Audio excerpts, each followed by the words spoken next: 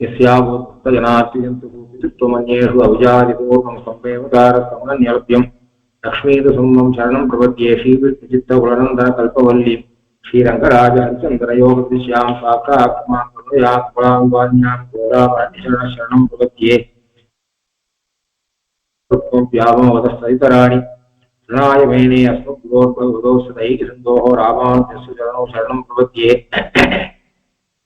श्रीमान् वेंकटनाथार्य कवितार्किकेसरी वेदान्ताचार्यवर्यो मे सन्धत्तां सदास्ति प्रपद्ये निरवध्यानां सत्यां परमपदां शरणं भोगीतानां शरणभोगीश्वरं श्रीमद्रङ्गशताय संविवरालब्धागमान्तद्वयं श्रीमद्वीररघुत्वगादिरचित् पादारविन्दाश्रयं श्रीमद्वेदवंशदेशिकेतेः कारुण्यवीक्षास्पदं देवेरङ्गधुरीनसारवशं नारायणं योगिनं वेदान्तदेशीदीन्द्रकटाक्षलब्धत्रयन्तसारमनवद्दिवं बुधाब्द्यं नारायणाद्रिकृपावृत्तिं श्रीरङ्गनाथेशेखरमाश्रयामः नीलादुङ्गस्तनगिरितटी सुप्तमुद्भोत्य कृष्णं पारार्त्यं स्वं श्रुतिशतशिरसिद्धमध्यापयन्ती सोच्छिष्टायां श्रीनिकृतं याफलात्कृत्यपुङ्क्ते गोदादस्यै नमैदमिदं भूय एवास्तु भूयः अन्नवयल्குருவை ஆண்டாள் அரங்கத்து பண்ணதிருப்பாவை பற்பதிய புண்ணிசையார் பாடி கொடுத்தால் நற்பாமாலை பூமாலை சூடி கொடுத்தாலை சொல் சூடி கொடுத்த சுடகொடியே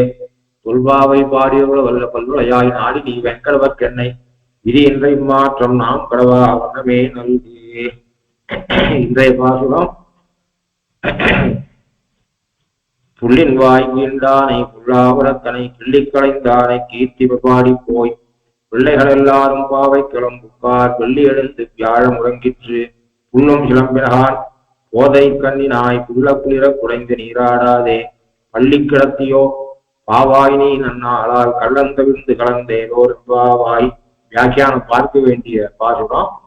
கனைத்திலங்கற்றருமை அங்கு கிறங்கி நினைத்து முளைவழிய என்று வாழ் சோர நனைத்தில்லம் சேராக்கும் நற்செல்வன் தங்காய் பனித்தலை வீழ நின்வாசல் கடைபற்றி சினத்தினால் தென்னிலங்கை கோமானை செற்ற மனத்துக்கினியானை பாடவும் நீ வாய் திறவாய் இனித்தான் எழுந்திராய் இதென்ன பேரு பக்கம் அனைத்தில்லத்தாரும் அறிந்தேலோர் பாவாய். இந்த பாசுரத்துல ஒரு ஆயர் பெண்ண எழுப்புறார்.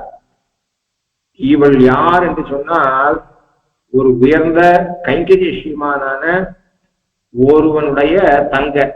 கனைத்து இளம் கற்றெருமை கன்றுக்கு இறங்கி நினைத்து முளைவழியே நின்று பால் சோர நனைத்தில்லம் சேராக்கும் நற்செல்வன் ஒருவன் அவனுடைய தங்காய் என்று.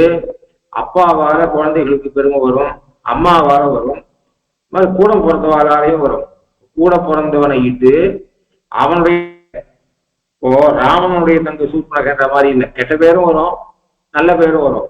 மன்னன் இராவணந்தன் நல் தங்கை என்று ரொம்ப நல்ல அண்ணா ரொம்ப நல்ல தம்பி அப்படின்றது விபரீத லட்சணையாக நல்ல பாம்பை ரொம்ப கொடூரமான விஷம் பட்ட பாம்பன் நல்ல பாம்புங்கிற மாதிரி கலியன் சாய்க்கிறார். மன்னன் இராவணந்தன் நல் தங்கை என்று. அது மாதிரி இல்லைங்க, அப்பாவினால பிள்ளைக்கு உயர்வு, அது மாதிரியாக அம்மாவால பிள்ளைக்கு உயர்வு, தமையனால பிள்ளைக்கு உயர்வு. அது மாதிரி ஒரு சில ரேராதான் இப்படி இருக்கும். அதாவது பண்டிதாள்ல கூட தொடர்ந்து தலைமுறை பண்டிதாளா வருதுங்கிறது ரொம்ப. அகோல் மடத்துல 25ஆம் பட்டத்துல எழுந்திருந்த அப்புறம் 26ஆம் பட்டம் 27ஆம் பட்டம் நூற்றுக்கணக்கானவா ஸ்தானத்துக்கு தகுதி இருந்தவர்களாக இருந்தாலும் அந்த நூற்றுக்கணக்கானவர்களாலும் ஒத்துக்கொள்ளப்பட்டு, அதாவது இது மாதிரி அமைந்தது ரொம்ப ஆச்சரியம், துர்லபம். அது 3 பட்டத்து ஐகிகர்கள் தாத்தா பிள்ளை பேரன் அப்படி வந்தா அப்படின்னு தெரியுது. அது மாதிரியாக இந்த குடும்பம் அப்படி சுற்றுப்புறம் எல்லாம் நல்லா இருக்கிறது என்பது ஒரு பெரிய பாக்கியத்தால ஏற்படுத்தியது. கோஷ்டிபுரம் சுவாமி அவருடைய கூட பிறந்த ஒரு மகான் எழுந்திருந்தார். அது மாதிரி ஒரு 5 குழந்தை பிறந்தா ஏ கோபி தயாமரஜேத், அதான் பல குழந்தைகளை பெற்றுக்கணும்னு சொல்லுவா. ஏன் சேர்த்துவான்னா ஒத்தனாவது சமுதாயத்துக்கு பெரிய கான்ட்ரிபியூஷன் பண்ணுவான், ஒத்தனாவது மகா பண்டிதன் ஆவான். அதுல ஒத்தனாவது, ஏன்னா 5 பேர்களும் ஒன்னா இருக்காது, முன்ன பின்ன இருந்தாலும் கூட ஒத்தனாவது அந்த குடும்பத்துடைய பெருமையை காப்பாற்றுவான் என்றெல்லாம் சொல்றது. அது மாதிரியாக இவள் கைங்கரிய ஸ்ரீமானான ஒரு இவன் கிருஷ்ணனிடத்துல ரொம்ப க்ளோஸாக பண்ணக்கூடியவர். கிருஷ்ணன் இவன் தோல் மேல கையை போட்டுன்னு போவான் அப்படின்னு சொன்னா குற்றேவல் பண்ணக்கூடியவர், அந்தரங்க கைங்கரியம் பண்ணக்கூடியவர், கிருஷ்ணனுக்கு அந்தரங்க கைங்கரியம் பண்ணக்கூடியவர். கிருஷ்ணனே இவன் தோல் மேல கை வச்சுட்டு நடப்பான் அப்படின்னு சொன்னா எப்படி இருக்கும் பாருங்க. அப்படிப்பட்ட ஒருத்தனுடைய இது. சரி, நீ இந்த பாட்டுல அப்படி ஒண்ணுமே இல்லையே, பாட்டுல என்ன இருக்கு? வைஷ்ணவாச்சாரியால் வியாக்கியாதாத்திருக்கால இவாளுக்கு இருக்கக்கூடிய புத்தியாளத்தனம். அதாவது நான் அடியேன் வைஷ்ணவன்றதுனால அப்படி சொல்றேன்னு எடுத்துக்கூடாது. எத்தனையோ வியாக்கியானங்கள் சேவிக்கிறோம், எத்தனையோ புத்தகத்தை சேவிச்சிருக்கோம். அதாவது சம்பிரதாயம் இல்லாத பொதுவாக எல்லாரையும் வாசிக்கூடிய ரகுவம்சம், அது மாதிரி காவியங்கள், எத்தனையோ காவியங்கள். நம்ம சம்பிரதாய கிரந்தம் தவிர நம்ம சம்பிரதாய கிரந்தம் 100 படிச்சிருந்தோம்னா மற்ற கிரந்தம் ஒரு 50ஆவது படிச்சிருக்கோம். இவாளுக்கு இருக்கக்கூடிய இந்த சைலி, இவாளுக்கு இருக்கக்கூடிய இந்த வியாக்கியானம் பண்ணக்கூடிய சக்தி, அது எங்கேயும் காண முடியாது. ஆக்சுவலா அந்த அளவுக்கு இந்த வியாக்கியானங்கள் ஆக்சுவலா வைஷ்ணவா கூட வைஷ்ணவாச்சாரியோடைய வியாக்கியானத்தை கொஞ்சம் சேவிச்சா அவா கிரந்தங்களுக்கு அதே சைலி. ஏன்னா ஒரு அனுகரணம் பண்றது, உயர்ந்த விஷயத்தை யாரா இருந்தாலும் அனுகரணம் பண்ணணும், அந்த ஒரு சக்தி வரும். இந்த பாசுரத்துல எங்கேயும் இப்படி கிருஷ்ணனுக்கு அந்தரங்க கைங்கரியம் பண்ணக்கூடியவன், கிருஷ்ணனுடைய க்ளோஸ் ஃப்ரெண்டு, அதெல்லாம் எதுவுமே இல்லை. எப்படி இருக்கு? கனைத்து இளம் கற்றருமை கன்றுக்கு இறங்கி நினைத்து முளை வழிய நின்று பால் சோர நனைத்து இல்லம் சேராக்கும் நற்செல்வன் தங்காய். கனைத்து இளம் கற்றருமை கன்றுக்கு இறங்கி நினைத்து முளை வழிய நின்று பால் சோர நனைத்து இல்லம் சேராக்கும் நற்செல்வன். இங்க கிருஷ்ண சப்தமும் இல்லை, கிருஷ்ணனுக்கு கைங்கரியம் பண்றா இவன் இல்ல, ஒரு பதம் கூட இப்படி இல்லை இந்த பாசுரத்துல. சரி, மேல் பாசுரத்துல ஏதாவது இருக்கானா? நற்செல்வன் தங்காய் பனித்தலை வீழ நின்வாசல் கடைபற்றி சினத்தினால் தென்னிலங்கை கோமானை செற்ற மனத்துக்கினியானை பாடவும் நீ வாய் திறவாய் இனித்தான் எழுந்திராய் ஈதன்ன பேருவக்கும் அனைத்தில்லத்தாரும் அறிந்தேலோ ரம்பாவாய். கிருஷ்ண சப்தமும் இல்ல, கைங்கரிய சப்தமும் இல்ல, குற்றேவல் முதலிய சப்தமும் இல்ல, ஒரு சப்தமும் இல்ல. இப்படி அவதாரிக்க வைக்கிறது. ஆனா பெரியாச்சாரிய அவதாரிக்க வச்சிருக்க. எப்படி என்று சொன்னால், அவர் போன பாசுரத்திலையும் இந்த பாசுரத்தையும் கம்பேர் பண்ற. போன பாசுரம் புல்லு கீசு கீழ்வானம் தூமணி நோற்று நோற்று கற்று கற்று கறவை கணங்கள் பலகரந்து செற்றாரிய செத்து செறி செய்யும் குற்றம் ஒன்றில்லாத கோவலகம் பொற்குடியே. அந்த முதல் லைனை பார்க்கல, அங்க ஒரு கனகவல்லியை கூப்பிட்டார். அந்த கனகவல்லி எப்படிப்பட்டவள் என்று சொன்னால், கற்று கறவை கணங்கள் பலகரந்து, அவ ஆத்துல கற்று கறவை கணங்கள் பலகரந்து செற்றார் திரளிய சென்று செறி செய்யும் குற்றம் ஒன்றில்லாத கோவலர்தம் பொற்கொடி. இங்க நற்செல்வன் தங்காய், அங்க கோவலர்தம் பொற்கொடி.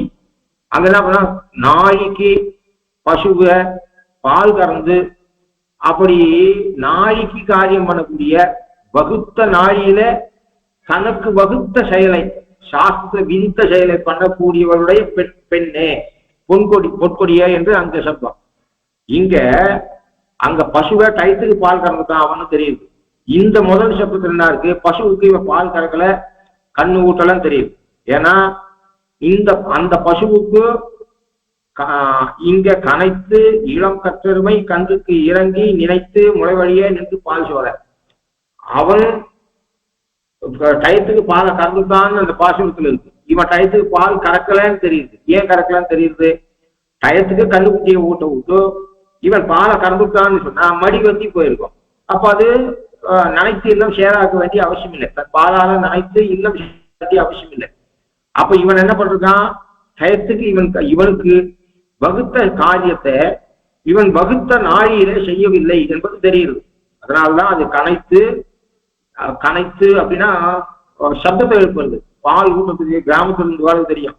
நாழி ஆயிடுத்து அவ பால் கறக்கிறதுக்கு கண்ணுக்குட்டி விடலைன்னா கனைக்கும், கண்ணுக்குட்டியை பார்த்து கனைக்கும். கனைத்து இளம் கற்றுமை கன்றுக்கு இறங்கி, ஐயோ நாழி ஆயிடுத்தே நம்ம கண்ணுக்குட்டி அவுத்து விடலையே, கண்ணுக்குட்டி சாப்பிடலையே என்று அதனிடத்துல இறக்கமுற்று கன்றுக்கு இறங்கி நினைத்து அந்த கண்ணுக்குட்டியை நினைச்சிருந்தது.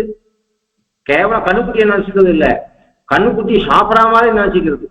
குழந்தையை எடுத்து விடணும், எங்கேயோ வெளில போயிட்டா 5 நிமிஷத்துல கடைக்கு ஒரு தாய் பால் சாப்பிடக்கூடிய குழந்தை அதை ஆத்துல விட்டு போயிருக்கா, ஏதோ அர்ஜென்ட் ஒர்க்கு, அங்க போனா கியூல போயிருந்தா நாழி ஆயிடுது, அப்ப அவ துடிப்போம். அத மாதிரியாக இவன் இந்த கணக்கு இளம் இன்னும் அவன் வரவே இல்லை, கோபர் வரவே இல்லை, கண்ணுக்குட்டி அவுட்டே விடல, ஐயோ அவன் கண்ணுக்குட்டிக்கு பசி எடுக்குமே என்று கணக்கிறது, கன்றுக்கு இறங்கிறது, நினைக்கிறது, அந்த கண்ணுக்குட்டிக்கு பால் கொடுக்கணும்னு நினைக்கிறது, அந்த கண்ணுக்குட்டி பால் சாப்பிட்றதாவே நினைச்சு விடுறது, அது ஊற்றதாக நினைக்கிறது, நினைத்து முளைவழியே நின்று பால் சோற அது தொடர்ந்து பால் பீச்சி அடிக்கிறது அந்த முளை கடுப்புனாலே. அப்படிப்பட்ட இருக்கக்கூடிய நினைத்து அதனால என்ன ஆகுதுன்னா அதுல இருந்து பாலானது வீடு மொத்தம் இறைஞ்சு அதனுடைய குழம்பாலே அந்த பூமியானது அழுத்தப்பட்டு சேராக்கப்பட்ட இப்படிப்பட்ட நற்செல்வம் கொண்டவனுடைய தங்கையே என்று இருக்கு. அப்ப இதுல இருந்து என்ன தெரியுதுன்னா, இவன் ஏன் இவன் சோம்பேறித்தனத்தால 2 போர்வையை போத்துல தூங்கிட்டு இருக்கானா, சோம்பேறித்தனத்தினால இவன் பசுவை கிடைக்கலையானா இல்ல, கிருஷ்ணன் ஏதோ ஆணையிட்டு இருக்கான். கிருஷ்ணனுக்கு இவன் ரொம்ப க்ளோஸ் ஃப்ரெண்டா இருந்தாலே கிருஷ்ணன் எந்த காரியம் வேணும்னா இவனுக்கு சொல்லுவான், அந்த காரியத்தை முடிச்சுட்டு வந்து இவன் அப்புறம் தான் காரியம் பண்ணுவான். அப்ப கிருஷ்ண கைங்கரியத்துக்கு போனதுனாலே பால் கறக்க முடியாதவன் என்பது தெரியுது, சோம்பேறித்தனத்தால அல்ல. அதனால கிருஷ்ணனுடைய கைங்கரியத்துல ஊன்றி இருந்ததுனாலே பால் கறக்க முடியாம டிலே ஆயிடுச்சு அப்படின்றது தெரியறதுனால இப்படி கிருஷ்ணனை பிரியாதே இளைய பெருமாளை போலே இருப்பான் ஒருத்தவன் தங்கையாகையாலே ஸ்லாகியதையாய் இருப்பால் ஒருத்தியை எழுப்புகிறார் என்று வியாக்கியானம் பண்ண. அப்போ அதுல இருந்து என்ன தெரியுது அப்படின்னு சொன்னா, கனைத்து இளம் கற்றருமை இந்த பசுக்களுக்கும் ஆச்சாரியாளுக்கும் பசுக்களுக்கும் ஒரு நல்லாசிரியனுக்கும் பசுக்களுக்கும் பகவானுக்கும் உதாரணம் ஒன்னாகவே இருக்கும். எப்படி இருக்கும் அப்படின்னு சொன்னா, எந்த இடத்துல இப்ப நாம கூட ஒரு கேள்வி கேட்கலாம், ஆழ்வார்களாக இருக்கட்டும், சுவாமி தேசிகனா இருக்கட்டும், பகவான் நம்ம நினைக்கிறான், பகவான் நம்ம காப்பாற்ற நினைக்கிறான் அப்படின்னு சொல்லும்போது பசுவையே உதாரணமாக கொடுக்கிறாரு. அது மாதிரி தாங்கள் பகவானை நினைக்கிறதுக்கும் கண்ணுக்குட்டி நினைக்கிற மாதிரி நினைக்கிறார்கள். ஏன் தாய் குழந்தைன்னு ஏன் சொல்லக்கூடாது? பொதுவாக தாயும் குழந்தையும் போல இப்போ கரவா மட நாகுதன் கண்டு உயிரினாற்போல் மறவாதறியேன் உன்னையே அழைக்கின்றேன் நரையோர் நின்ற நம்பி பிறவாம எனப்பணியன் எந்த பிரானே தாய் நினைந்த கன்றே ஒக்க என்னையும் தன்னையே நினைக்கச் செய்து தானனக்காய் நினைந்தருள் செய்யும் அப்பனை என்று ஆழ்வார்கள் பகவான பசுவாகவும் தன்னை கண்ணுக்குட்டியாகவும், அப்படி பகவான நினைக்கக்கூடிய கண்ணுக்குட்டியாக தன்னையும் தன்னை நினைக்கக்கூடிய பசுவாக பகவானையும் சொல்றார்கள்.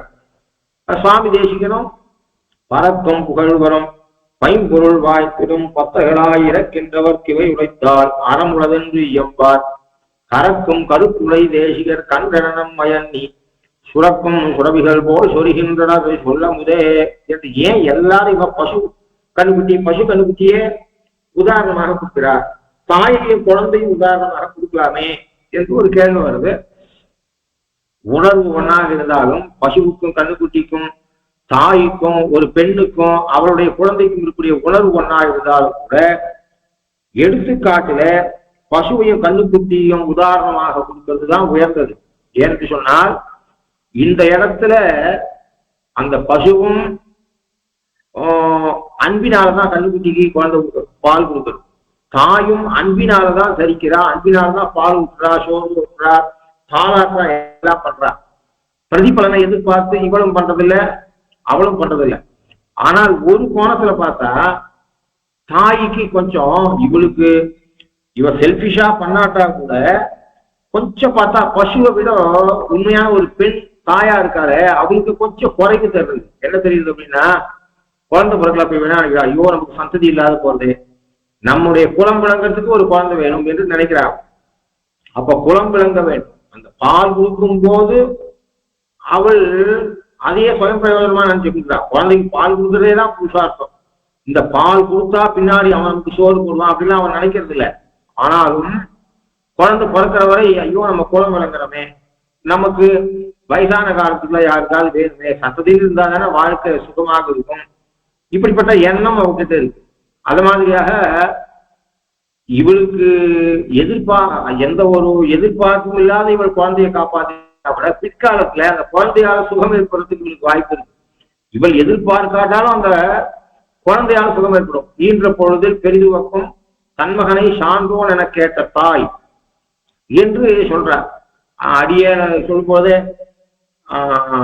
நிறைய பெண் குழந்தைகள் பிறந்தா எனக்கு அக்காக்களா.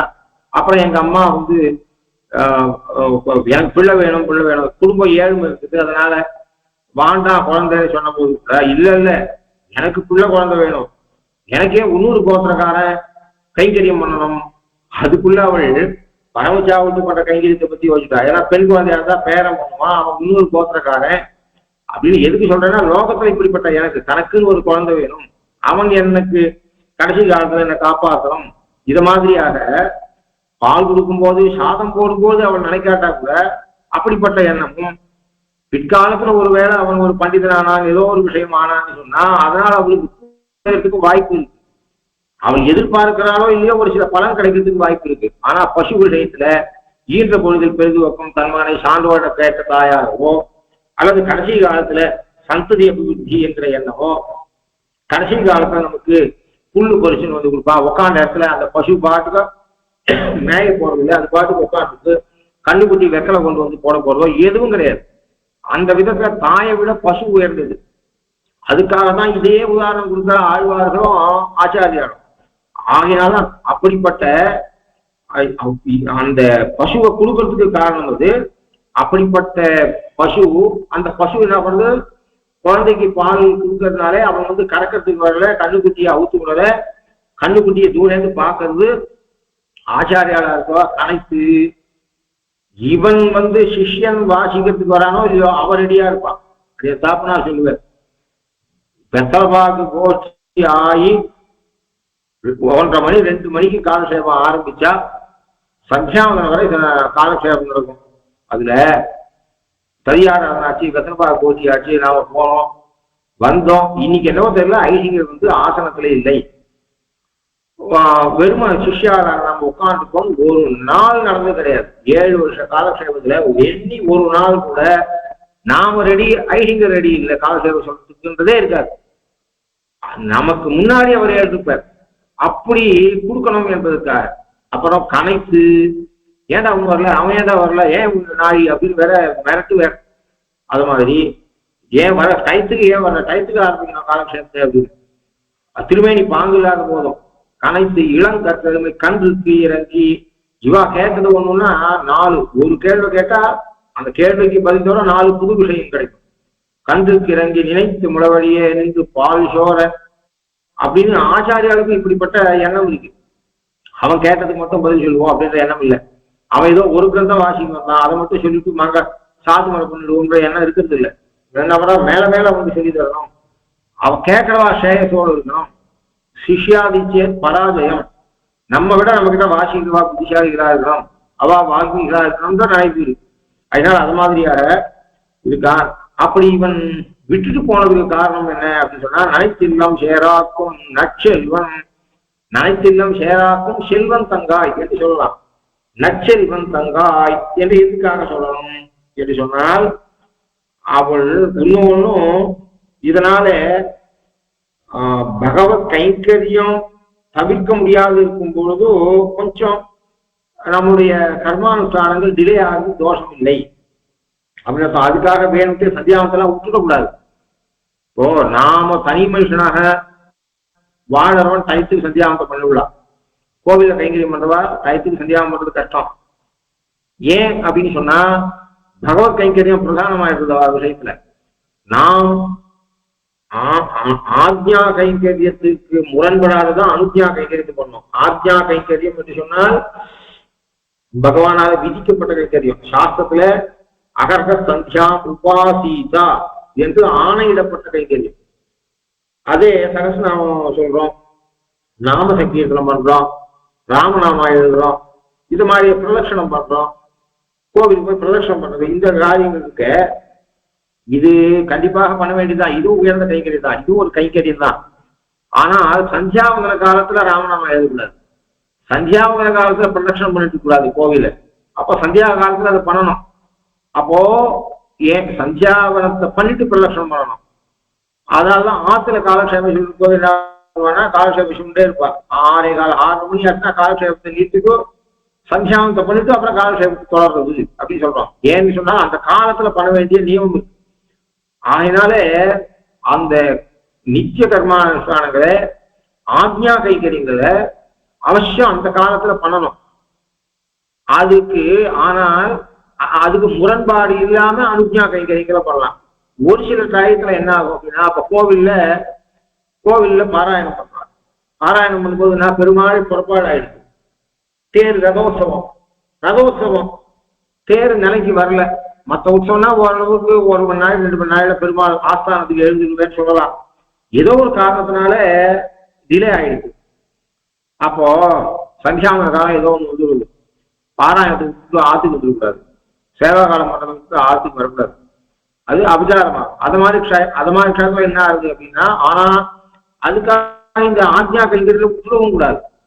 அத மாதிரி சூழ்நிலைகள்ல அந்த கைங்கரியத்தை முடிச்சுட்டு வந்து அப்புறம், ஏன்னா சந்தியாஹீனகா அசுச்சிஹி நித்திய மனதா பகவத் கைங்கரியத்துக்காக சந்தியாவனத்தை விட்டு இல்லாமல் சொல்லக்கூடாது. அந்த அசாஸ்திரியம். ஸ்ருதிஸ்மிருதி மமைவ ஆக்ஞா எஸ்லாம் உல்லங்கிய வர்த்ததே ஆத்மா சேதி மம துரோகி மத்பக்தோபி நவைஷ்ணவா சந்தியாஹீனகா அசுச்சிஹி நித்தியம் அனர்ஹா சர்வகர்மசு. சந்தியாஹீனன் அசுச்சி, அதாவது சுத்தமற்றவனாகிறான். இப்போ நான் சந்தியாவனம் பண்ணாத திருவாராதனம் பண்ணா கூட பிரயோஜனம் கிடையாது. அப்போ அப்படி இருக்கிறதுனால சந்தியாவனத்தை விடக்கூடாது. இதை மாதிரி சொல்ற நம்ம கண்ட்ரோல்ல டைம் இருக்கு, கைங்கரியம் இருக்கு என்று சொல்ற பொழுது அப்போ நாம் என்ன பண்ணலாம், இதுக்கு பாதகம் இல்லாம ஆக்ஞா கைங்கரியத்துக்கு பாதகம் இல்லாத அனுஜ்ஞா கைங்கரியத்தை பண்ணிக்கலாம். ஏதோ அனுஜ்ஞா கைங்கரியம் பண்ணிட்டு இருக்கோம், அந்த அனுஜ்ஞா கைங்கரியத்தை நிறுத்திட்டோ ஆக்ஞா கைங்கரியம் முடிச்சுட்டோ அதுக்கப்புறம் அனுஜ்ஞா கைங்கரியத்தை தொடரலாம். இத மாதிரி கோவில் கைங்கரியம், சேவாகாலம், பாராயணம், அது மாதிரி தவிர்க்க முடியாத ஆச்சாரிய கைங்கரியம், தவிர்க்க முடியாத பகவத் கைங்கரியம், அப்படிப்பட்ட கைங்கரியங்கள்ல நடுவுல இதை கொஞ்சம் அதாவது டிலே ஆயிடுச்சு அப்படின்னு சொன்னா தோஷம் இல்லை. அப்படி அர்த்தம் பண்ணலாம். அதனால இவன் என்ன பண்றா, பகவத் கைங்கரியம் பெருமாளுக்கும் ஆணையிட்டார், ஆச்சாரியனுக்கும் ஆணையிட்டார். ஏன்னா நீ இப்ப ஆணையிடுற, அவருக்கு பாவம் திரும்பி முடியல, ஏதோ ஒரு காரணத்துக்கு அவரோட ஆணையிடுற, அதை அவசியம் பண்ண வேண்டிய, தள்ளி போட்டு பண்ண முடியாது. அப்படி இருக்குச்சே சந்தியாவன காலத்துல நீதியே ஆணையிடுறேன்னு சொல்லக்கூடாது. அம்மா அப்பாவுக்கு உடம்பு சரியில்லை, துடிக்கிறா, அப்ப சந்தியாவனம் பண்ண முடியாது. அப்போ அவருக்கு வைத்தியம் கிட்ட கூட்டும் போறது, அந்த காரியத்தை பண்ணிட்டு தான் வந்து பண்ணணும். அப்போ இது நாம் மனசாட்சிக்கு சாஸ்திரத்துக்கு முரண்படாம எப்ப எதை பண்ணணும்னு யோசிச்சுட்டு பண்ணணும். அப்போ அப்படி இவன் என்ன பண்றான் அப்படின்னு சொன்னா, அதனால இப்படி கைங்கரியம் பண்ணிருக்கான். ஆனா வந்து பால் கறக்காத இருக்கு போறதில்ல, பால் கறப்பான். ஆனா பகவத் கைங்கரியம் பிராப்தமானதுனாலே அதை விட்டுட்டு பண்ண முடியாததால லேட் ஆயிருக்கு என்று போன பாசுரத்தினுடைய விழிச்சொல்லையும் இந்த பாசுரத்துடைய விழிச்சொல்லையும் சேர்த்து பார்த்து இப்படி அர்த்தம் பண்ணிருக்கார். நற்செல்வன் தங்காய் நினைத்து முழவழியே நின்று பால் சோர நனைத்தில்லம் சேராக்கும் நற்செல்வன் தங்காய் இல்லம் சேராக்கும். ஆழ்வார் தொடர்பு ஆழ்வார் சாய்கிறாராம், ஏரடத்ததும் ஏனமாய் நிலம் ஏந்ததும் இராமனாய் மாரடத்ததும் மண்ணளந்ததும் சொல்லி பாடி மண்பொன்னி பேராறு போல் வரும் கண்ணநீர் கொண்டு அரங்கன் கோயில் திருமுற்றம் சேரிசை தொண்டர் சேவடி செடும் சேரியன் சென்னிக்கு அணிவனே. பகவத் கதைகளை சொல்லி ஏனமாய் ஏறடத்ததும் ராமனாய் மண் அளந்ததும் திரிவிக்ரமாய் மண் அளந்ததும் சொல்லி பாடி பொன்னி பேராறு போல் வரும். ஸ்ரீரங்கத்துல பொன்னி நதி ஊருக்கு வெளியில, பொன்னி நதி இங்க ஸ்ரீரங்கத்துல 2 பொன்னி நதின்னு சாய்கிறார் குலசேகராழ்வார். பொன்னி நதினா காவேரி, பொன்னி நதி ஸ்ரீரங்கத்துல 2 பொன்னி நதி போறது. பொன்னி நதி 2ஆ பிரிஞ்சு போறது இல்ல, கொள்ளடம் காவேரி அப்படி சொல்லல. 2 கொள்ளடம் காவேரி ஒரே நதி தானே பிரிஞ்சு வருது. ஸ்ரீரங்கத்துல 2 பொன்னி, ஒன்னு ஊருக்கு வெளியில பொன்னி, இன்னொன்னு கோவிலுக்கு உள்ள ஒரு பொன்னி. 2 காவேரி இருக்கு. அது கர்நாடகத்திலிருந்து ஓடி வரக்கூடிய நதி. இங்க பகவானுடைய ஏறத்ததும் ஏனமாய் இளம் கீழ்த்ததும் இராமனாய் மானடர்த்ததும் மண் அளந்ததும் சொல்லி பாடி வன் பொன்னி பேராறு போல் வரும் கண்ணநீர். கண்ணநீர்னா கண்ணினுடைய நீர். சஷ்டியா கண்ணநீர் கொண்டு. அப்போ கோவிலுக்குள்ள நாம சங்கீர்த்தனம் பண்றா, பகவத் குணானுபவம் பண்றா. அந்த பகவத் கதைகளை குணானுபவத்தை பண்ணும்போது இவர்கள் கண்ணிலிருந்து பெருகக்கூடிய ஆனந்த பாஷ்பம். இந்த ஆனந்த பாஷ்பம் ஒரு பொன்னி நதி போல கோவில் முற்றத்துல இருக்கு. அரங்கன் கோவில் முற்றத்துல வன் பொன்னி பேராறு போல் வரும் கண்ணநீர் கொண்டு அரங்கன் கோயில் திருமுற்றம். அந்த அரங்கன் கோயில் இப்ப இந்த செல்வ சீமானான இந்த ஆயர்ல அவன் நாளைக்கு கிருஷ்ண கைங்கரியத்துக்கு போயிட்டான், ஏதோ அனுஜா கைங்கரியத்துக்கு போயிருக்கான். அனுஜா கைங்கரியத்துக்கு போயிருக்கான். அப்ப ஆக்ஞா கைங்கரியம் தடைப்பட்டு இருக்கு. அதனால அப்ப பால் கறக்கல, பசு கண்ணை நினைச்சு முளைக்கெடுப்பினாலே பாலை சொரிஞ்சிருக்கு. அது குழம்பையே வச்சு சேராக்கி இருக்கு. இதே மாதிரியாக இங்கு பசு பால் பொழிந்து அந்த மாற்றினுடைய குழம்பு பட்டு பசுவுடைய குழம்பு பட்டு சேராயிருக்கு. ஸ்ரீரங்கத்தில் இருக்கக்கூடிய முட்டம் இப்ப எல்லாம் கல்லு போட்டு அது மாதிரி பண்ணிவிட்டா மண் தர. அந்த இப்பயும் தாயார் சந்தில இருந்து பெருமாள் சந்திக்கு போகும்போது அந்த வழியில மணல் தானே இருக்கு. அது மாதிரி இடத்துல அவ பகவத் குணானுபவத்தை பண்ணிட்டு இருக்கா. ஊருக்கு வெளியிலே பொன்னி நதி போல ஊருக்கு உள்ளேயும் ஒரு பொன்னி நதி.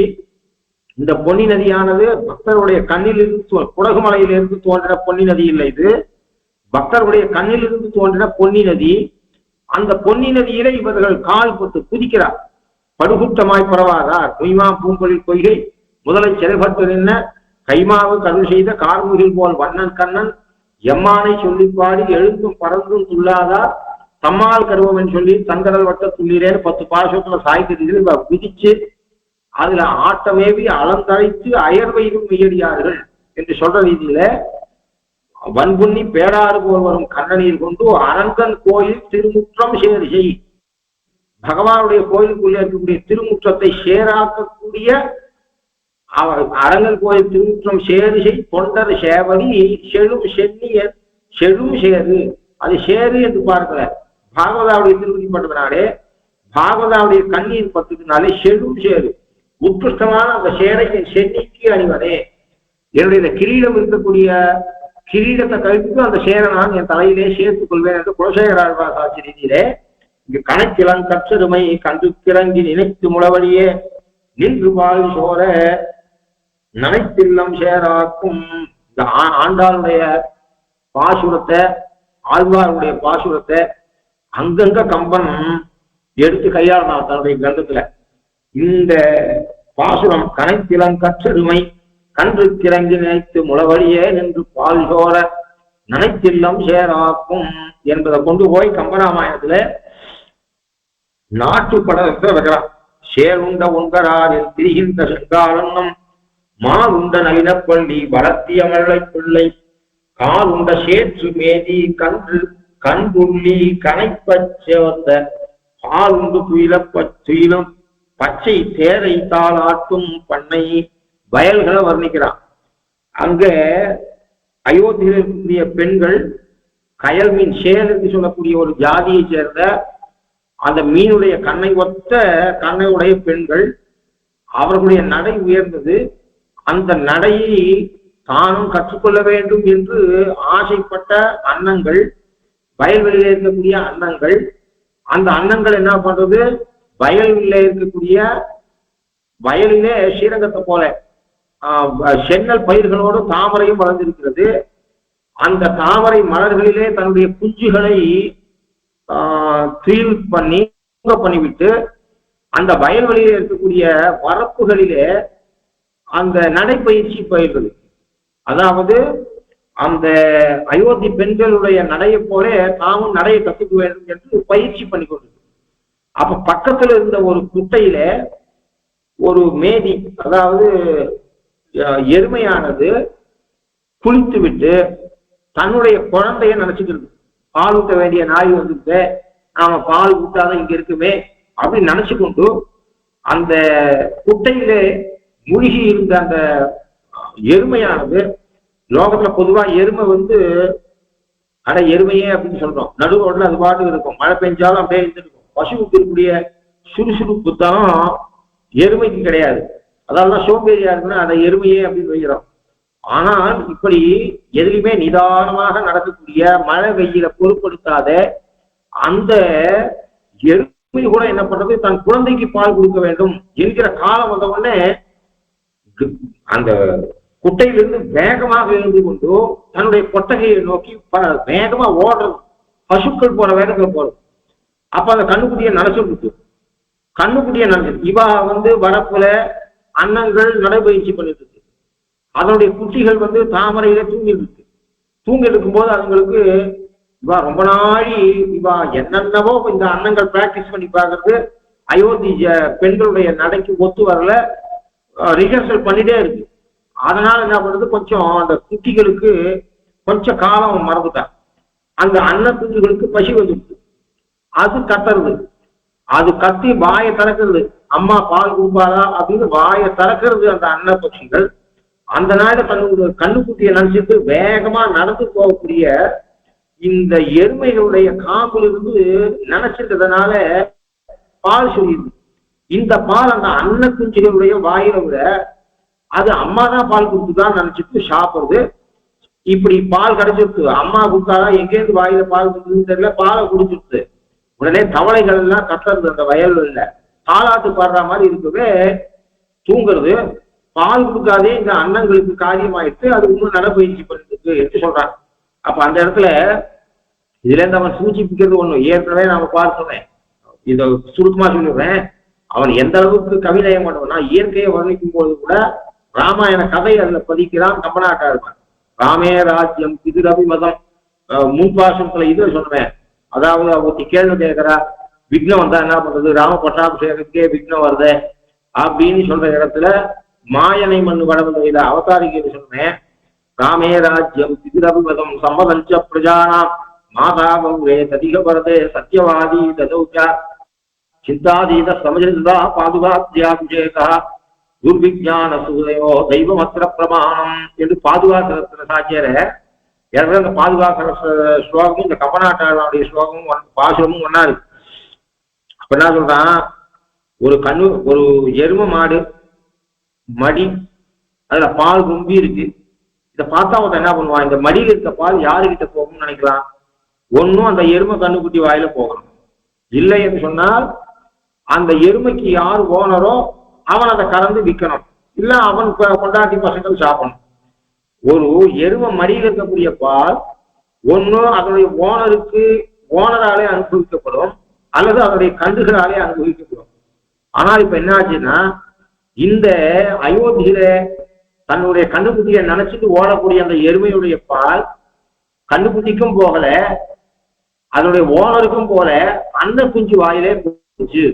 இதுல இருந்து என்ன தெரியுது அப்படின்னு சொன்னா, சக்கரவர்த்தி நினைச்சபடி ராஜ்யம் ராமனுக்கும் போகல, கைகேயி நினைச்சபடி ராஜ்யம் பரதனுக்கும் போகல, பாதுகைக்கு போச்சு என்பதை எருமையுடைய பால் எருமையுடைய ஓனருக்கும் போகல, எருமை கன்றுகளுக்கும் போல அன்ன குஞ்சுகளுக்கு போயிட்டு என்பதை அந்த கதையும் மனசுல வச்சுட்டு வர்ணிக்கிறான்.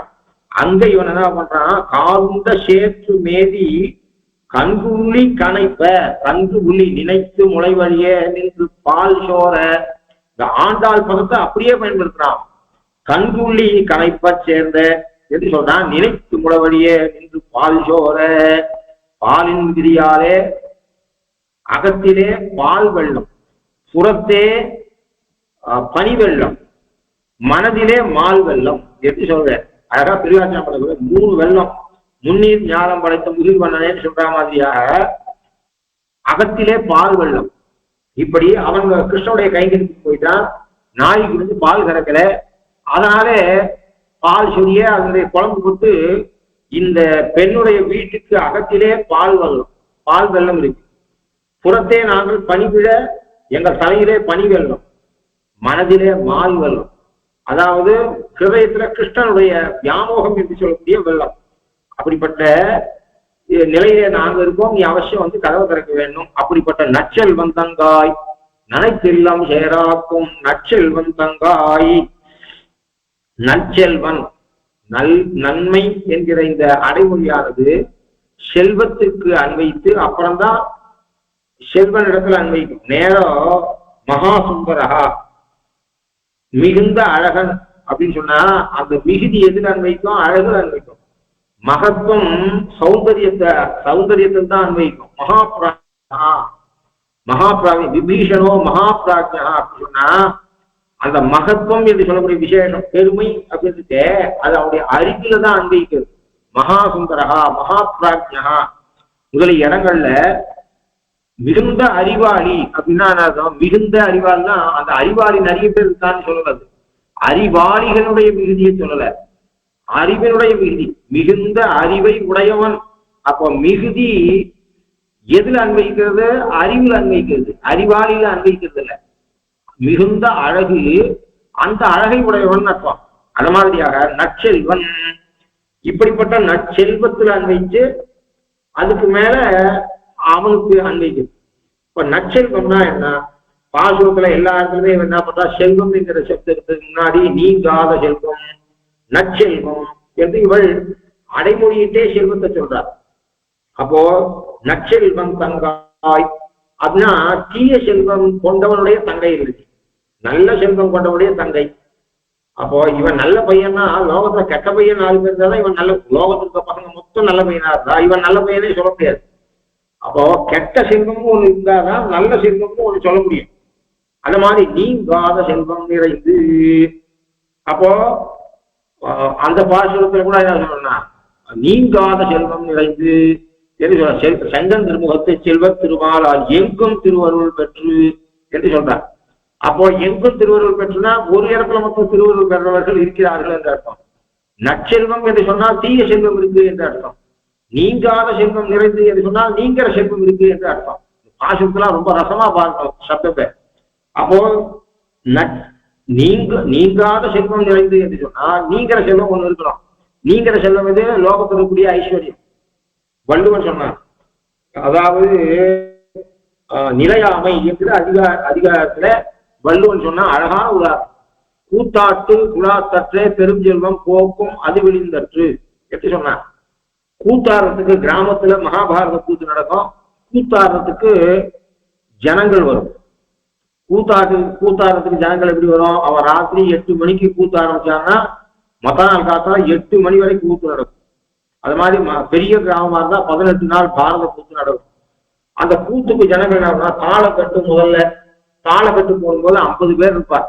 ஆக்சுவலா அந்த அந்த கூத்து ஆடக்கூடிய குழு தான் அங்க இருப்பா. ஆரம்பத்துல அந்த ஸ்கிரீன் கட்டி அதுக்கப்புறம் வந்து ஹார்மோனியத்தை செட் பண்ணி இவ பார்வாலாம் வந்து தாளக்கட்டு போடும்போது 50 பேர் இருப்பார். அப்புறம் நான் கடவுள் வார்த்தை சொல்லும் போது 100 பேர் ஆவார். அப்புறம் பஃபூன் வந்து ஏன் அப்படின்னு சொன்னா இளமையில இருக்கிறவா 12 மணி நாளைக்கு வந்து தூங்குவாங்க. வயசானவா நம்ம பின்னால 4 மணிக்கு போய் கூத்து பார்த்துக்கலாம். எப்படியும் திரௌபதிக்கு பெருமாள் காப்பாத்துறது பின்னால 4 மணிக்கு மேல் தான் நடக்கும். அப்ப போய் பார்த்துக்கலாம் அப்படின்னு இருப்பா. ஏன்னா 12 மணி நாளைக்கு உட்காந்து ராத்தூக்கத்தை கூத்து பார்க்க முடியாதவா அப்படி இருப்பா. அப்போ ஒரு சிலர் பண்ணுவா, ஆரம்பத்துல பஃபூன் எல்லாம் வந்து போகட்டும், அந்த இன்ட்ரோடக்ஷன் எல்லாம் முடியட்டும், நம்ம கரெக்டா கதை ஆரம்பிக்கிற நாளைக்கு ராத்திரி 10 மணிக்கு போயிடலாம் அப்படின்னு நினைப்பா. இப்ப முதல்ல 50 பேர் இருப்பா, அதுக்கப்புறம் 100 பேர் ஆவா, 200 பேர் ஆவா. அப்புறம் பின்னால அந்த ஊரையே கொள்ள அடிச்சிடலாம். மொத்த பேர் வந்து 1000 பேர் பார்ப்பா. ஆச்சு, பெருமாள் திரௌபதிக்கு வஸ்திரத்தை கொடுத்துட்டு அதோட கூத்து முடியுது. அப்போ அந்த கற்பூர ஆரத்தி பண்ணுவா. கிருஷ்ண வேஷம் போறவங்களுக்கு கற்பூர ஆரத்தி பண்ணுவா. அந்த கற்பூர ஆரத்தி பண்ண உடனே தெரியும் அவன் ஜனகணமனன்னு ஆரம்பிப்பான்.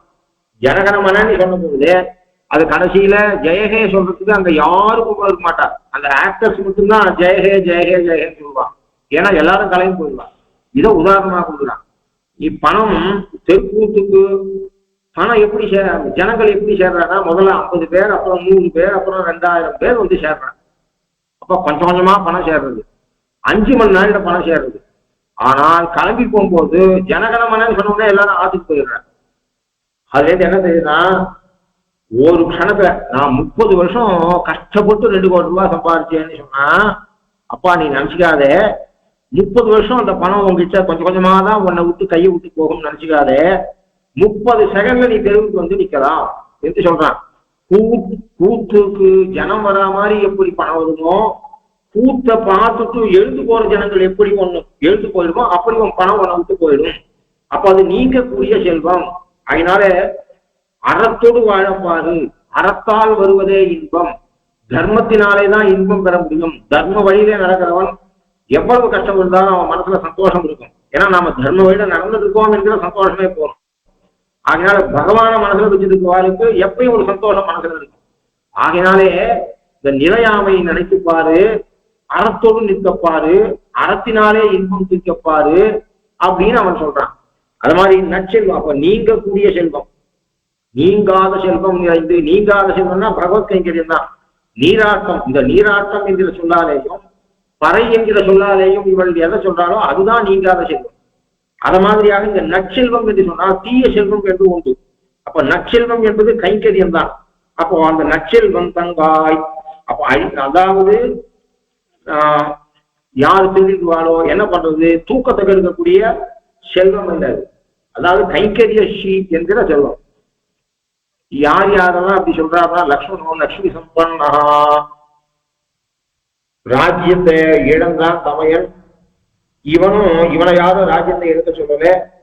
இவன் புட்டுக்கூட இருந்தா, சரணாகிதி பண்ணா, சரணாகிதி புட்டுக்கூட, களவெட்டு, சொரடு இதெல்லாம் கையில இருந்து கிளம்புறான். இந்த நாயில அவன் லட்சுமி சம்பன்னு சொல்றேன், இளைய பெருமாள் லட்சுமி சம்பன்னு சொல்றேன்.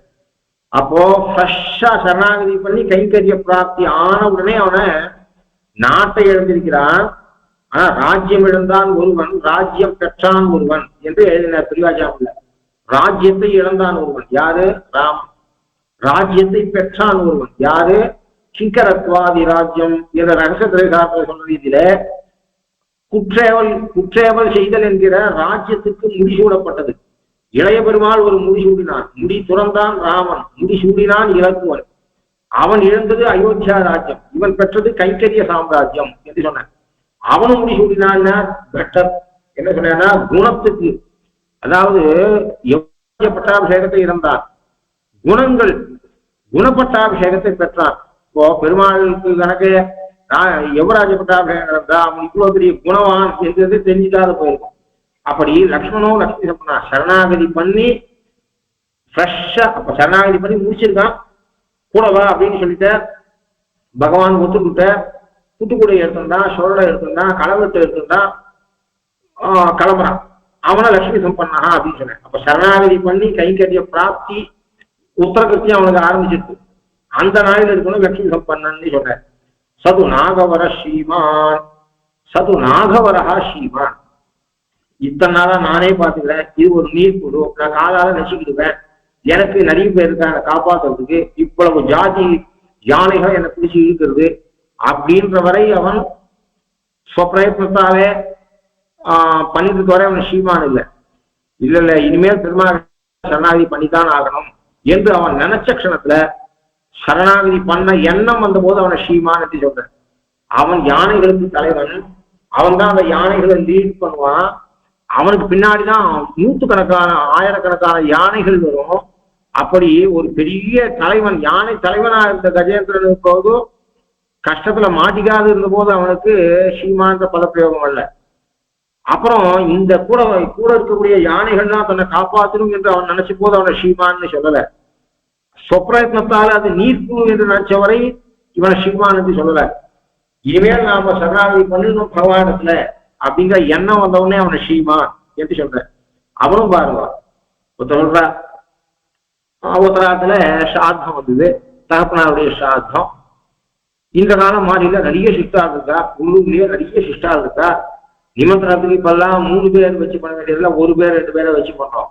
அப்போ 30 பேர் இருப்பா, நம்ம 3 பேரை சூஸ் பண்ணுவோம்.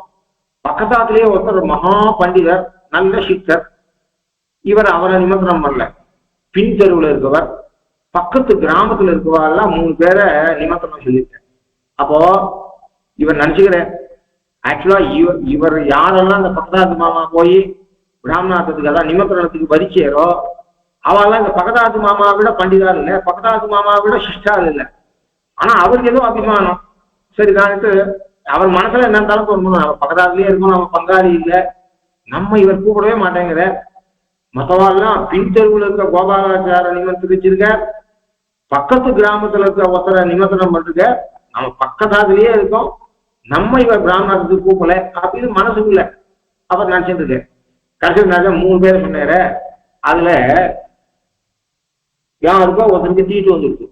அப்ப என்ன பண்றேன், முதல் நாள் ராத்திரி நாளைக்கு ஷார்ட் முதல் நாள் ராத்திரி இவர் சொல்றாரு வந்துட்டு போய், நீர் வரையறா எங்காத்து ஷார்த்துக்கு நாளைக்கு அப்படின்னா அவர் என்ன பண்ணுவார், ஒத்துக்கிறது வேற விஷயம். பாரு 3 மாசம் முன்னாடி பின்தர் கோபாலாச்சார் பக்கத்து ஊர் ராகவாச்சாரம் எல்லாம் கூப்பிட்டு, இப்போ எல்லாம் நின்று போனா விட்டு பக்கத்தாவது இருக்கனா, அவர் கண்ணில் தும்புறனா, அப்படி இல்லை சுவாமி எனக்கு உடம்பு தெரியல, எனக்கு திருப்தி ஆயிருக்கு அப்படின்னு சொல்லி யாருக்கா இருந்தாலும் அப்படி சொல்லாத ஒத்துருந்தா கூட மனசுல சமம் இருக்கத்தான் இருக்கும்.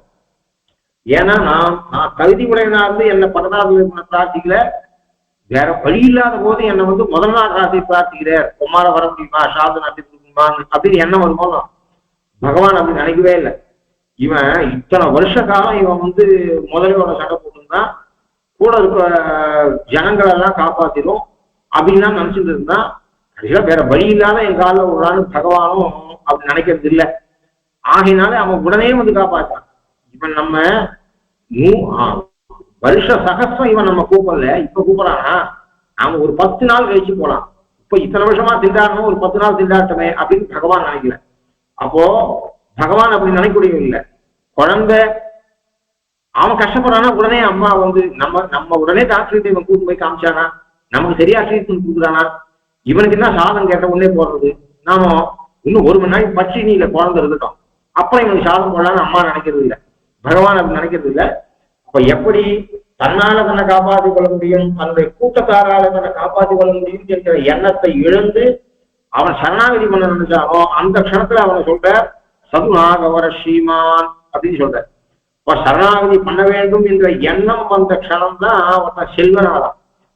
மற்ற உற்றார் உறவினர்கள் பணம் இருக்கிற போது அவன் செல்வந்தன் ஆகிறதில்லை. அது மாதிரி அந்தரிக்ஷகத ஸ்ரீமான் இனிமேல் இந்த இடத்துல இருக்கக்கூடாது. ஒரு இரும்புல காந்தத்துல இரும்பு ஊத்திக்கிற மாதிரி அவன் மேல கிளம்புறான். செத்வா புத்திராம்சதாராம், அவன் கொண்டாட்டி பசங்களோட சுகமாக இருந்தனால விபீஷணாழ்வான ஸ்ரீமான்னு சொல்லல வால்மீகி பகவான். இந்த இடத்துல இருக்கப்படாதுன்னு நினைச்சுதான் செத்வா புத்திராம்சதாராம்ச ராகவம் சரணங்கதான்னு சொல்லி ஆகாசத்துல கிளம்பும் போது சொல்றான், இனிமேல் பாக்கியசாலியா இருக்கிறவா நான் ராமனை ஆசிரிக்கு போறேன், என் கூட வரவாறெல்லாம் வரலாம் அப்படின்னு சொன்னான். அந்த காந்தத்துல இரும்பு ஊட்டிக்கிற மாதிரி அவனோட 4 ராட்சசால் ஊத்திக்கிறான். அவளோட அவன் இக்கரைக்கு வந்து சேர்ந்தான். இப்ப கொண்டாட்டி பசங்களை தெஜிச்சுட்டு அகதியாக சொந்த நாட்டிலேயே அகதியாக மாறி அவன் ஆகாசத்துல கிளம்புற நாளில அவன் அந்தரிக்ஷகத ஸ்ரீமான் என்று சொல்ற. அப்படி இந்த இடத்தெல்லாம் கைத்தறியும். அப்போ இதெல்லாம் தான் நற்செல்வம். பணம் சொத்து சுகம் இதெல்லாம் தனம் தானியம் இதெல்லாம் உண்மையான சுகம் இல்லை, ஆத்மாவுக்கு வகுத்த கைக்கரியம்.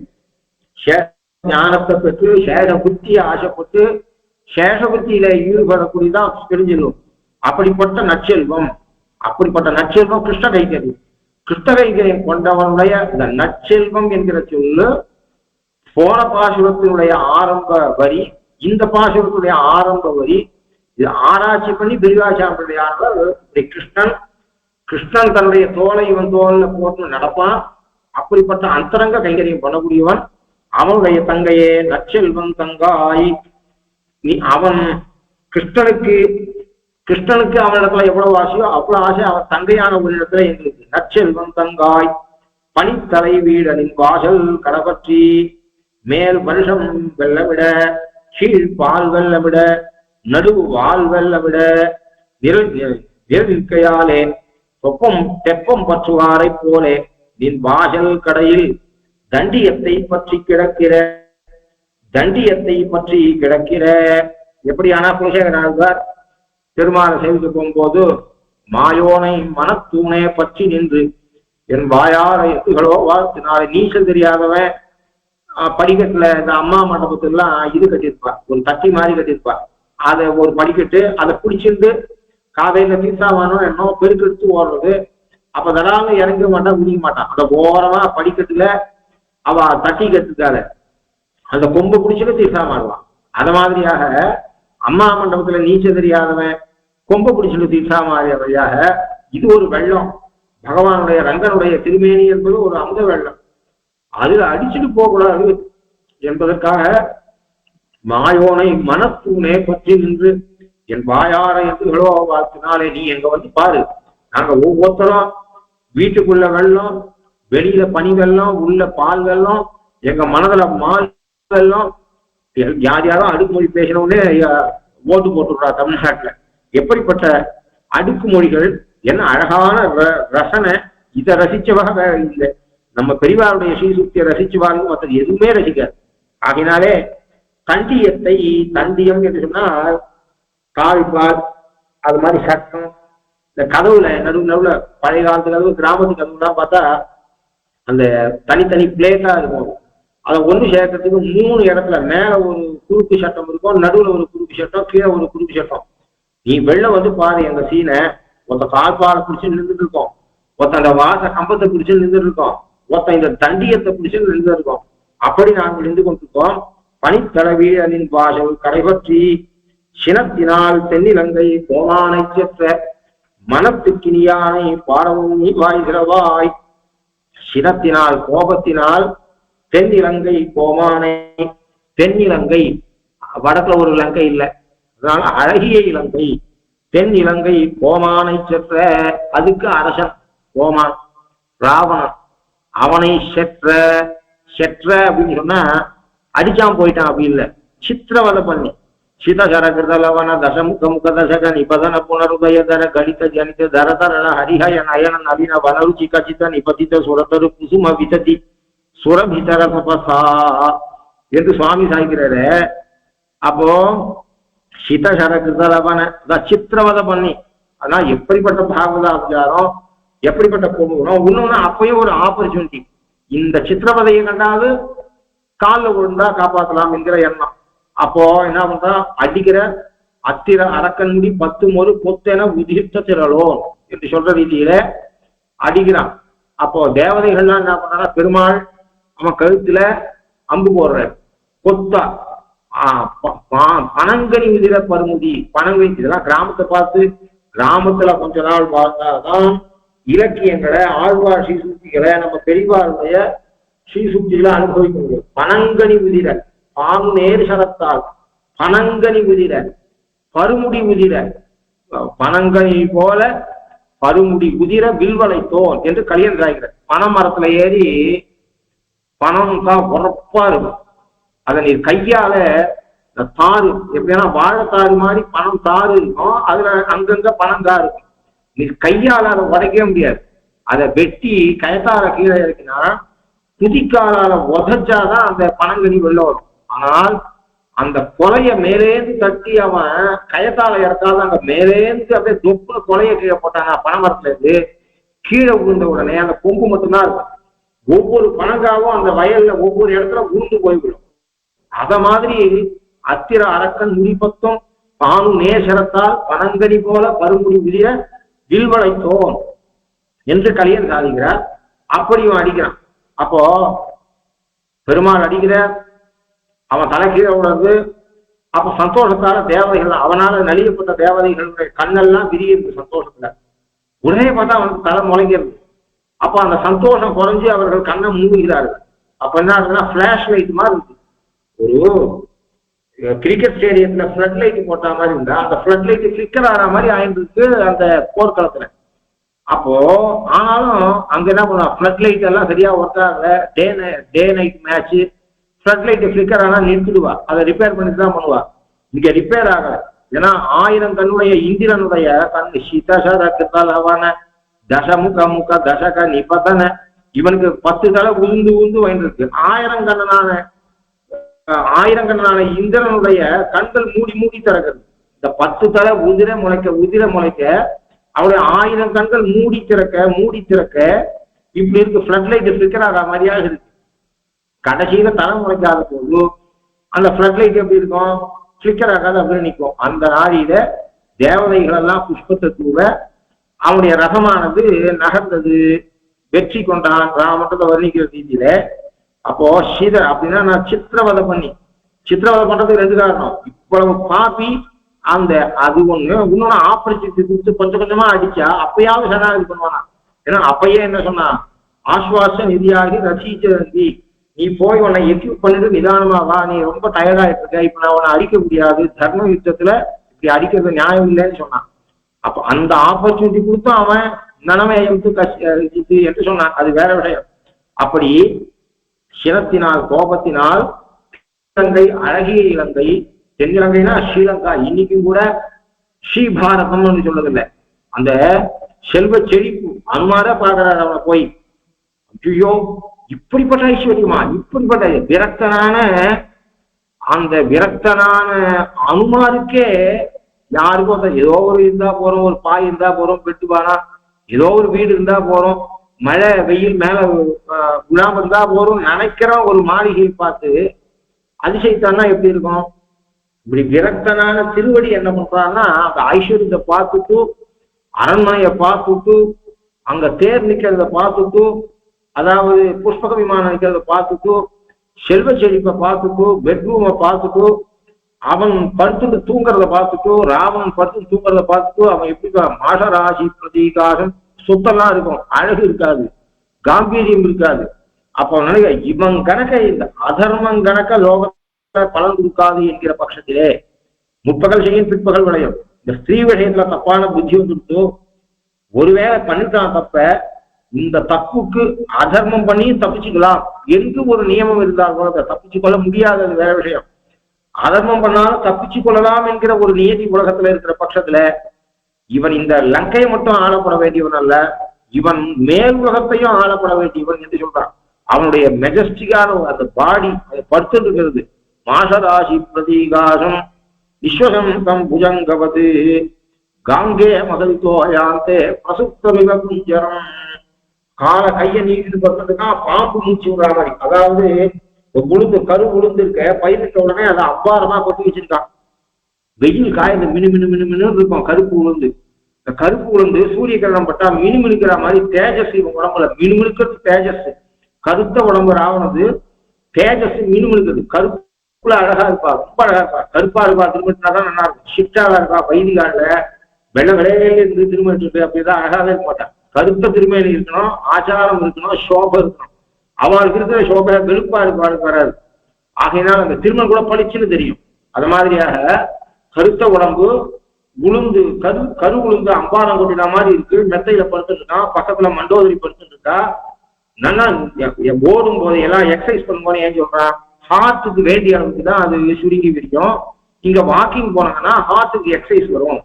அப்பதான் வந்து படிக்கட்டு நீங்க ஏறி இறக்கும், முடிஞ்ச அளவுக்கு நீங்க லிப்டை யூஸ் பண்ணாருக்கும். ஏன் சொல்றான், ஹார்ட் விரிச்சு சுருங்கணும், இல்லாட்டா அதுக்கு எக்ஸசைஸே இல்லாத போயிடும் அப்படின்னு சொல்றான். ஹார்ட் ஹெல்த்தியா இருக்குன்னா நடக்கணும் அப்படிலாம் சொல்றானே. தூங்கும் போது வேலை குறைவு தானே, அப்போ ஹார்ட் ரொம்ப விரிச்சு சுருங்காது. ஆனா இவன் இயற்கையிலாவே மூச்சு விடுறான். நிஸ்வசந்தம் புஜங்கவது, ஒரு பாம்பு மூச்சு விடுற மாதிரி மூச்சு விடுறான். மாறு அகன்று சுருங்கிறது தூக்கத்திலையும் இது அப்படின்னா நினைச்சு பாருங்க. அப்பதான் அவ்வளவு ஆரோக்கியமா இருக்கான், நன்னா தூங்கிட்டு இருக்கான்னு அர்த்தம். எப்ப நான் உன் பெட்ரூம்ல வந்துட்டோம், நாளைக்கு ராத்திரி நீ இப்படி மூச்சு விட போறது இல்லை. காங்கே மகதிதோயாந்தே பிரசுப்தமிக குஞ்சரம். கங்கை கரையினுடைய யானை அது 4 காலையை தும்பி கையில் போட்டு அந்த ஜில்லு கங்கையிலேருந்து வரக்கூடிய காற்றை சுவாசிச்சு கொண்டு படுத்து கொண்டு இருக்க மாதிரி இருக்கு. ஒவ்வொருத்தையும் பார்த்து தர்மத்துல புத்தி இருப்பாரு. ஐயோ இவ்வளவு புத்திசாலியா இருக்கானே, நல்லா இருக்கானே, இவன் ஏன் இப்படி அனாவசியமா கீழே விடுறான், கெட்டு போறான்னு தான் நல்லவா நினைப்பார். நன்னா அழியட்டும் அப்படின்னு நல்லவா வாயில வராது. இவ்வளவு உயர்ந்த குணங்கள்லாம் இருக்கு, ஏன் கீழே விடணும் அப்படின்னு அதை பரிதாபமா தான் பார்ப்பான். அதாவது பார்க்கிறவர்கள் நல்லவர்களாக இருந்தால் ஒரு வஸ்து அழியறத அவரால் பார்க்க முடியாது. விரக்ததான அனுமான அந்த ஐஸ்வர்யத்தை பார்த்து அப்படி நினைக்கிறார். அப்படின்னா தென் இலங்கை அழகிய இலங்கை, வடமதுரை தென்மதுரை சொல்லலாம். ஏன்னா வடக்குல ஒரு மதுரை இருக்கு. அப்போ இங்க தென் என்றா அழகிய, தெற்கு இலங்கைனா தென் இலங்கைன்னு ஆகும். அது புணர்ச்சியில திசையோடு திசை சொல் சேரும் பொழுது அந்த இதுவெல்லாம் போயிடும், அந்த ககனம் போகும், அந்த இது அதாவது வல்லின நகரமானது இன்னாக மாறும், நகரமாக மாறும். இதெல்லாம் ரூல் இருக்கட்டும். அதனால அப்படி தெற்கு இலங்கைனாலும் தென்னிலங்கை தான் ஆகும் சந்தியால. ஆனா இங்க தெற்கு இலங்கை, தெற்கு பிளஸ் இலங்கை ஆகி தென்னிலங்கை ஆகல, தென் பிளஸ் இலங்கை. தென் என்பதே சப்தம். தெற்கு என்கிற சொல்லு புணர்ச்சி விதியினாலே தென் என்று மாறல. திசையோடு திசை சொல் சேரும் பொழுது வரக்கூடிய புணர்ச்சி விதியாக தனி சூத்திரமே இருக்கு. அந்த திசையை சொல்லக்கூடிய சொற்களோடு திசை சொற்களோ அல்லது மற்ற சொற்களோ சேரும் பொழுதோ என்ன விசாரத்தை அந்த முதல் திசையை சொல்லக்கூடிய தெற்கு மேற்கு வடக்கு என்கிற சொற்கள் மாறும் என்பதற்கு தனி சூத்திரம் இருக்கு நன்னூல் தொல்காப்பியத்துல. அதனால வந்ததல்ல இது. தென் என்பதே சொல். தென் பிளஸ் இலங்கை தென்னிலங்கை, அழகிய இலங்கை. அப்படி அனுமானாலே வீழ்க்கப்பட்டதான இலங்கை. ஆகையினாலே அப்படிப்பட்ட சினத்தினால் தென்னிலங்கை கோமானை செற்ற சித்திரவத பண்ணி அவனை போக்கின மனத்துக்கு இனியானை பாடவும் நீ வாய்கிறவாய். மனத்துக்கு இனியானை, யாருடைய மனத்துக்கு இனியானை என்று சொல்லவே இல்லை. யாருடைய மனத்துக்கு இனியானை என்று சொல்லாதால எல்லார் மனத்தையும் சேர்த்துக்கலாம். வால்மீகியோட மனசுக்கு இனியவனை, நாரதனுடைய மனசுக்கு இனியவனை, சூர்பனையுடைய மனசுக்கு இனியவனை, தசரனுடைய மனசுக்கு இனியவனை, வசிஷ்டருடைய மனசுக்கு இனியவனை, விஸ்வாமித்திரனுடைய மனசுக்கு இனியவனை, தாரையுடைய மனசுக்கு இனியவனை, மண்டோதரியுடைய மனசுக்கு இனியவனை, விபீஷனுடைய மனசுக்கு, பரதனுடைய மனசுக்கு, எல்லா கேரக்டரும், அதாவது நல்ல கேரக்டர் கெட்ட கேரக்டர், மண்டோதரி, தாரை, ராவண, கும்பகர்ண, அத்தனை கேரக்டர் வால்மீகி பகவான், நாரதர் இதையும் சேர்த்துக்கிறான். அதுக்கப்புறம் அப்புறம் இருக்கக்கூடிய நம்மாழ்வார்களுடைய ஆழ்வார்களுடைய மனதுக்கு இனியவனை, ஆச்சாரியாருடைய தேவருடைய மனசுக்கு இனியவனை, பட்டருடைய மனசுக்கு இனியவனை, அப்புறம் பாலாஜி மனசுக்கு இனியவனை அப்படின்னு அவா கோச்சியில இவா இது மாதிரி பாமராலையும் சேர்த்துக்கலாம். அப்படின்னா இவனை விரும்பாத மனுஷனே இருக்க மாட்டான். சர்வ சத்துவ மனோகரா என்று சொல்றான். சர்வ சத்துவ மனோகரனாக இருக்கக்கூடியவன் என்பதுதான் அவனுடைய அப்படிப்பட்ட மனதுக்கு இனியவனை பாடவும் நீ வாய் திரவாய். மனத்துக்கு இனியானை பாடவும் நீ வாய் திரவாய். ராமன் என்கிற சொல்லுக்கு பல அர்த்தம். அவன் அதாவது இங்க மனத்துக்கு இனியான் சர்வசத்துவ மனோகரா என்று ஒரு அர்த்தம். அப்ப ராமன் என்கிற சொல்லை தமிழாக்கம் பண்ணி மனத்துக்கு இனியான்னு சொல்லுறார். எப்படியானா இந்த பாசுரத்துல மனத்துக்கு இனியானை ராமனை பாடவும் நீ வாய் திரவாய் என்று எழுத வேண்டிய இடத்துல ராம சப்தத்துக்கு விற்பத்தி, அதாவது அந்த சொல் எப்படி உண்டாயிற்று என்பதை கொண்டு மனசுக்கு ஞானத்தை சொன்னான். இதே ராமசப்தத்துக்கு பல அர்த்தம். அதுல ஒண்ணு அழகிலா விளையாட்டு என்பது உலகம் யாவையும் தாம் உளவாக்கலும் நிலைபெறுத்தலும் நீங்களும் நீங்களாம் அழகிலா விளையாட்டுவையார். எல்லாரும் சொல்லுவான் அவன் அதாவது எம்மதம் சம்மதம் எண்ணம் கொண்டவன். அதனால அவன் ராமன் என்கிற சப்தத்தை அவன் பயன்படுத்தவே இல்லை என்று சொல்ல மாட்டான். அப்படின்னு சொல்றவா இருக்கார். ஆனால் இஷ்ட தேவதா நமஸ்காரம் மங்கள ஸ்லோகமானது இஷ்ட தேவதா நமஸ்காரமோ அல்லது அந்த கிரந்தத்தினுடைய பிரதிபாதிக்கக்கூடிய ஒரு சில இடங்களை மாறும். காளிதாசன் கிரந்தத்துல பிரதிபாதிக்கப்பட்ட ரகுவம்ச மகாகாவியத்திலே கிரந்தத்துல பிரதிபாதிக்கப்பட்ட தெய்வம் ராமன். அவனுக்கு இஷ்ட தேவதை சிவன். அதனால வாகர்த்தாயுகம் வாகர்த்த பிரதிபத்தையே ஜெகதத்திலே பார்வதி பரமேஸ்வரன் எழுதினான். ஆனா கம்பன் வைஷ்ணவனாக இருக்கிறதுனால அந்த கதையில் இருக்கக்கூடிய எம்பெருமானும் ராமன் அவனை இஷ்ட தேவதையாக இருக்கிறதுனால மங்கள ஸ்லோகத்திலையும் அழகிலா விளையாட்டுவையா என்று ராமசப்தத்துக்கு இங்க ராமசப்தத்துக்கு மனத்துக்கு இனியானி தமிழாக்கம் பண்ணி பயன்படுத்தினான். ரமு கிரீடாயாம் என்கிற தாத்துவில் இருந்து வந்தால் விளையாட்டு உடையவன் அப்படின்னு அர்த்தம் ஆகும். விளையாடக்கூடியவன் அப்படின்னு அர்த்தம். அப்போ ஸ்போர்ட்ஸ் மேன் அப்படின்னா என்ன ஸ்போர்ட்ஸ்? கிரிக்கெட் இல்லை. அவனுக்கு விளையாட்டு என்னன்னா லோகவத்து லீலா கைவல்யம் சுத்தியில இருக்கு. நாட்டை படையென்று அயன்முகலா தந்த நளிர்மா மலர்ந்தி வீட்டை பண்ணி விளையாடும் விமலன் ஆண்டாள் சொன்னான். ஆழ்வாசி சுத்தியிலிருந்து வியாச பகவான் லோகவத்து லீலா கைவல்யம் என்று சூத்திரம் எழுதினார். ஆண்டாள் நாட்டை படையென்று நாம சின்ன குழந்தை பொம்மை வச்சுன்னு விளையாடுறது, அப்புறம் எதாவதுனா கிரிக்கெட் விளையாடுறான். அது மாதிரி பகவான் இந்த உலகத்தை படைத்தல் காத்தல் அழித்தல் என்கிற காரியம் அவனுக்கு விளையாட்டு என்று சொல்வது இல்லை. இன்புறுமை விளையாட்டுடையானை பெற்று என்று நம்மாழ்வார் சாய்கிறார். இப்ப நம்மாழ்வார் ஆண்டாள் வியாசர் சொன்னதை மனசுல வச்சுட்டு இந்த ராமசப்தத்துக்கு அந்த ஒரு அர்த்தம் வந்தனாலே ராமன் என்கிற சொல்ல அழகிலா விளையாட்டுடையான் என்று கம்பன் சொன்ன மாதிரியாக இங்க ஆண்டாள் என்ன பண்றான்னா அதே ராமசப்தத்துக்கு இருக்கக்கூடிய மனத்துக்கு யார் ரமந்தே யோகினஹா அஸ்மின் சாதாரண விஷயம் எப்பேற்பட்டவா மனதையும் கரைக்கக்கூடியவன் தன்னுடைய குணங்களாலே மனதை கவரக்கூடியவன் என்று சொல்லி இருக்கிறதுனாலே அதை மனசுல வச்சுட்டு சொல்ற. இதனுடைய அர்த்தத்தை நாளைக்கு பார்ப்போம். கவிதார்க்கிய சிம்ஹாய கல்யாண குணசாலினே ஸ்ரீமதே வெங்கடேஷாய வேதாந்த குரவே நமஹா. ஸ்ரீமதே ஸ்ரீ லக்ஷ்மீ சுமதி பாதுகா சேவக ஸ்ரீபன் ஸ்ரீ நாராயணதீந்திர மகாதேசிகாய நமஹ. ஸ்ரீமதே ஸ்ரீவன் ஸ்ரீ ரங்கநாதேந்திர மகாதேசிகாய நமஹ.